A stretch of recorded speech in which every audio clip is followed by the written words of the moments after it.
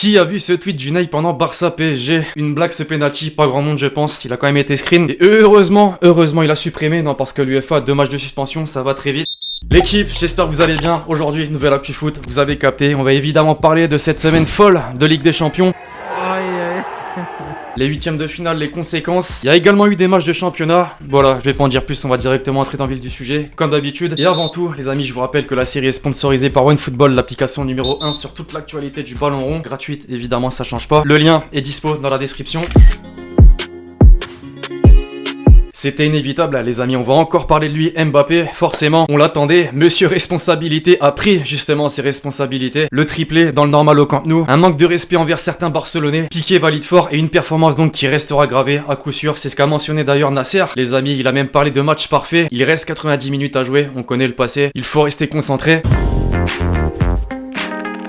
Alors culture de l'instant oblige, la vraie question maintenant les amis, mes parisiens en particulier, Mbappé va-t-il prolonger? Il y a quelques jours, et pour la énième fois aussi c'est vrai, il disait ne pas encore avoir tranché, mais évidemment c'est un sujet qui a été remis sur la table. Comme beaucoup, le journal L'équipe espère que oui, dans l'édition d'hier avec un titre plutôt fort, ne les quitte pas. Maintenant c'est bien beau de l'encre sur du papier, on veut du concret. Là justement les amis, selon RMC Sport, le PSG s'active en coulisses et a formulé une offre de prolongation de contrat. On parle de 4 ans quand même, alors vous y croyez? Dites-moi un peu dans les commentaires. En attendant, on n'en a pas parlé, il y avait d'autres huitièmes de finale de Ligue des Champions. Liverpool se déplaçait non pas en Allemagne à Leipzig mais à Budapest, règles sanitaires oblige, et ça là, à l'image d'Mbappé très largement mis en avant dans les unes de quotidiens sportifs anglais. Les Reds se sont imposés, l'Égyptien a marqué, et ce dans une période de crise, enfin plutôt en championnat. L'insolence du Télégraphe. Quelle crise! Alors Mbappé, Salah on fire, mais Haaland également, il a porté le Borussia Dortmund grâce à un doublé et une passe décisive pour aller chercher la victoire à Séville. En Allemagne, il fait forcément la tête d'affiche, mais aussi en Espagne avec Marca qui parle d'un autre animal. Ça va archi loin, mais en même temps les hommes mentent, mais pas les chiffres. Regardez cette stat impressionnante d'Haaland, un classement des buteurs et leur match nécessaire pour atteindre les 18 buts en Ligue des Champions. Il lui aura fallu seulement 13 petits matchs justement pour devancer Harry Kane, Van Nistelrooy et Mbappé avec un peu plus du double de matchs. Alors pour certains c'est un animal, pour moi c'est un cyborg vraiment. Il a évidemment été élu homme du match et en a profité pour lâcher un petit mot sur Mbappé. Ce soir je veux dire merci à Mbappé parce que quand je l'ai vu marquer 3 buts hier, c'était une motivation supplémentaire, un coup de pouce pour moi. Il en fallait pas plus pour enflammer les médias. Selon As, les deux sont désormais les dignes successeurs de Ronaldo et Messi. Assalto al trono, assaut sur le trône. Alors encore une fois on en fait beaucoup, culture de l'instant tu connais, mais la question se pose tout de même, est-ce que vous y croyez les amis? Personnellement je dis pas non pour vivre une décennie de duel entre ces deux. Cette une c'était donc ce matin, hier ce même journal Pro Madrid, je le rappelle, envoyait justement un message au président du Real, Florentino Ficcialo. Florentino, achète-le. On rêve évidemment de s'offrir Mbappé, visiblement plus qu'Haaland. Et bon, faut aligner les roues maintenant. Je pense pas que le PSG va le lâcher pour moins de 200 millions d'euros. L'autre grosse surprise de sa huitième de finale aller cette semaine, c'était la défaite de la Juve sur la pelouse du FC Porto. Les Portugais se sont montrés convaincants. Ronaldo complètement muet, mais un espoir tout de même avec Chiesa qui est allé chercher le but à l'extérieur. Après ces 4 affiches, un petit coup d'œil donc à l'équipe de la semaine qu'a dévoilé l'UEFA. Une prédominance de joueurs de Liverpool avec notamment Salah, Mbappé, Haaland forcément alignés en pointe. L'autre Coupe d'Europe à présent, on avait beaucoup d'espoir en Lille, la dernière équipe française encore en lice dans la compétition. Malheureusement ça se complique, l'Ajax a inversé la tendance dans les dernières minutes du match. Va vraiment falloir le match quasi parfait au retour. Alors on va pas revenir sur toutes les affiches, mais on peut noter que les clubs anglais n'ont tout simplement pas perdu. 2 victoires, Manchester United et Tottenham, Bale buteur d'ailleurs, et 2 matchs nuls, Leicester Arsenal. Enfin, rapidement on va revenir sur les matchs de championnat, et ouais, pendant les 2 coupes européennes. En France, tout d'abord Marseille recevait Nice, l'entraîneur largué a fait le choix de la jeunesse, décision payante, l'OM a mis fin à cette série noire de matchs sans victoire. En Espagne, l'Atlético s'est fait surprendre et a été tenu en échec par les Levante, néanmoins toujours leader de la Liga. Et en Angleterre, Manchester City a encore impressionné. Les Citizens sont allés chercher les 3 points sur la pelouse d'Everton. C'est la 17e victoire consécutive pour Guardiola et les siens, c'est fort. Pour terminer en Allemagne, non pas un match, mais une mauvaise nouvelle. Tolisso s'est gravement blessé à l'entraînement et est incertain pour l'Euro. Pour la presse allemande, il sera absent 6 mois. 6 mois, ça fait beaucoup effectivement. Il manquerait l'Euro. Pour la presse française, on est plus mesuré. On parle de 3 mois au minimum. Au minimum quand même, ça fait peur. C'est évidemment un gros coup dur pour l'équipe de France pour nous. Espérons qu'il se rétablisse au plus vite.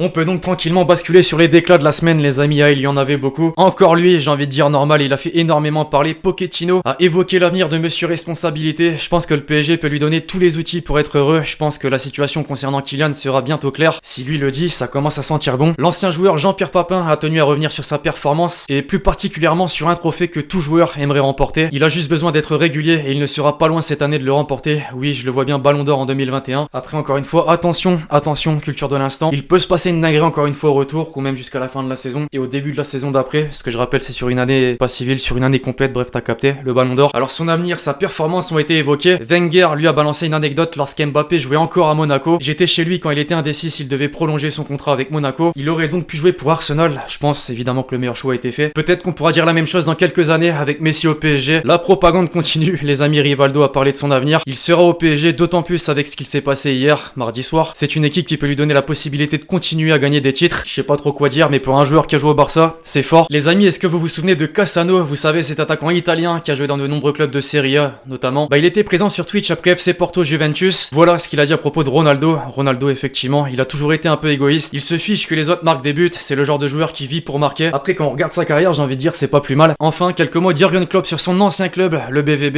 Évidemment, j'aurais aimé voir à quoi ressemblerait Dortmund si nous étions tous restés tous ensemble. On avait tous un véritable amour pour le club. On aurait pu le transformer en véritable domination pendant un moment. C'est vrai qu'avec les Haaland, Sancho, etc., il y aurait forcément eu du résultat. Second poteau, pas mal.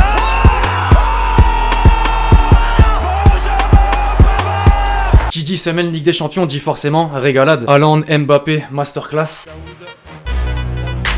La frappe de Daoud.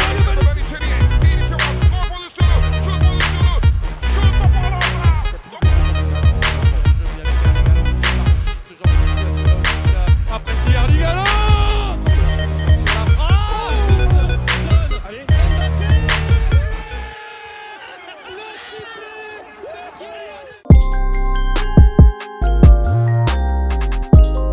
Enfin, pour conclure, comme d'habitude, les amis, la question de l'abonné, penses-tu que Comboiré peut maintenir le FC Nantes dans l'élite? Continue comme ça, t'es au top. Bah merci beaucoup. La première victoire, c'est déjà de bon augure. En un match, il a fait mieux que Domenech en 7 matchs. C'est sûr, ça veut rien dire. Mais pour moi, oui, le FC Nantes peut encore le faire. Il reste une dizaine de matchs. Comboiré a l'expérience en plus. Personnellement, j'y crois. Bref, voilà l'équipe, c'est tout pour l'actu foot du jour. J'espère que vous l'avez kiffé. Je compte sur vous, si c'est le cas, pour lâcher votre meilleur pouce bleu. N'oubliez pas de poser le commentaire avec votre question pour le prochain épisode. Puis d'ici là, on se retrouve très vite sur la chaîne pour de nouvelles vidéos. C'était LexG.